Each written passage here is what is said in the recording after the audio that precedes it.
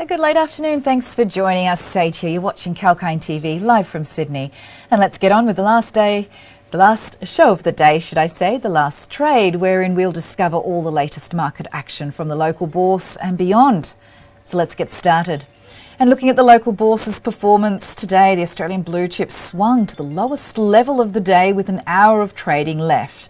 The index fell sharply in the early trade, improved marginally, then dropped to the lowest level of the day just before 3 p.m. Sydney time, resonating the performance of the US peers overnight. And this certainly demonstrates a global shift away from risk assets. Now, thanks to the threat of interest rate increases from the US Fed, that has also pushed up government bond yields. Now, eventually, the ASX 200 closed lower, dropping 76.3 points or 1.03% and crossing below its 125-day moving average. The index has lost 1.43% for the last 5 days, but sits 3.93% below its 52-week high. On the sectoral front, sectors ended mixed. 8 of 11 sectors were lower. Energy was the best performing sector, gaining 0.7% and 2.63% for the past 5 days. Let's now take a look at the top gainers and losers of the day. And the best performers today were Appen, Harvey Norman, Virgin Money, Premier Investments and Sky City Entertainment. In the red zone of the ASX 200, Megaport was the top laggard.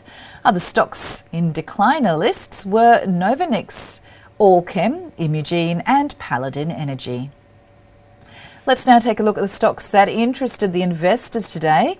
BHP Group's iron ore division made a strong finish to 2021 with 73.2 million tonnes shipped. The company could now be on track to beat the top end of its export target for the year to June 2022. However, its flagship iron ore division will likely encounter short-term disruptions when the relaxation of Western Australian borders allows COVID-19 to spread among its workforces. And today the stock plummeted nearly 1%.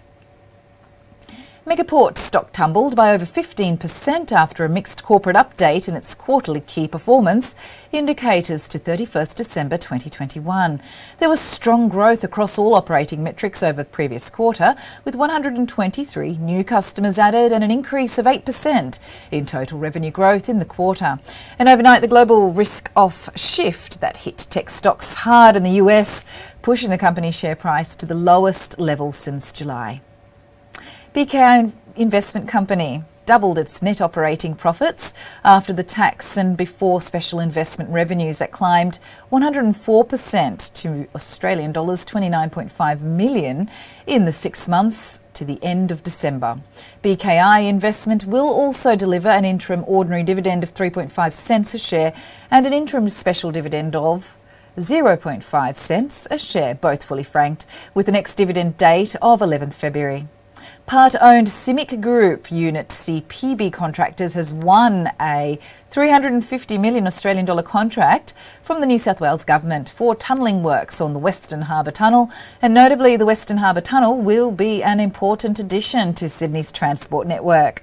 Today, CIMIC shares fell by 1%.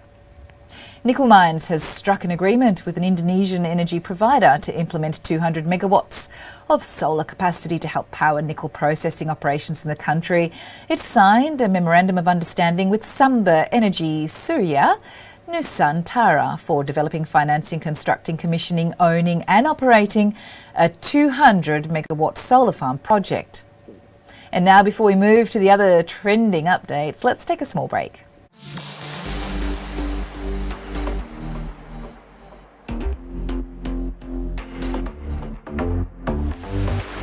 Hi, I'm Sage, and get ready to take the crypto ride with me on Kalkine TV. Watch the Crypto Buzz every Tuesday and join the excitement at Kalkine TV. From Bitcoins to NFTs to Dogecoin and DeFi, we have updates about everything around these digital currencies. Understand the investing rationale and the risks involved in the space with me, Sage, on Crypto Buzz. Keep watching Kalkine TV.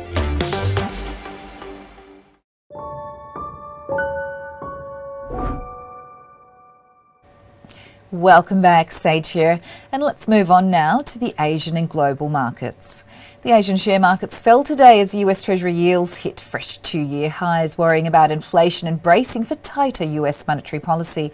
MSCI's broadest index of Asia-Pacific shares outside Japan reflected the sombre tone, trading down 0.1% in the mid-morning trade. Japan's Nikkei slid 1.8% as technology stocks fell and worries over new curbs on businesses.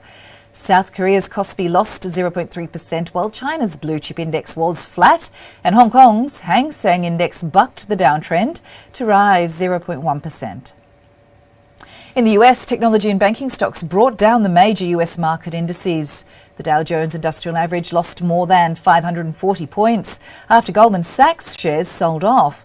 And besides that, the market expectations continue to price for a more aggressive Fed tightening ahead.